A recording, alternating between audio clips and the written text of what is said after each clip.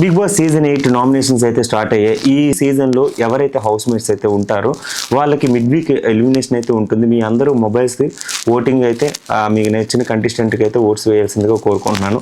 That ఇప్పుడు nominations మణికంఠకి ఏదైతే gender related topic మీద యష్మి ఏదైతే చేసిందో ఆ టాపిక్ మీద అయితే యష్మిని నామినేషన్ అయితే చేశాడు.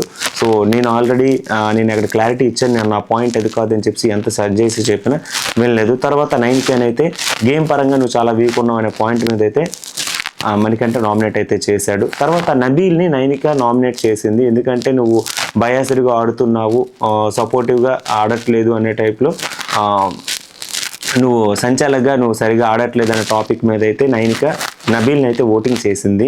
తర్వాత సీత గేమ్ పరంగా మణికంఠ సరిగా ఆడట్లేదు అనే ఉద్దేశంతో అయితే నామినేషన్ అయితే చేసింది. ఈ నామినేషన్ చాలా రసవత్తరంగా జరగబోతుంది కాబట్టి ఉన్న హౌస్ మేట్స్ చాలా ఘోరంగా ఆడాలి అండ్ వాళ్ళు ఇచ్చే కంటెంట్ మనం చూడాలి. మీరు కూడా నా ఛానల్ని సబ్స్క్రైబ్ చేయాలి. Thank you so much.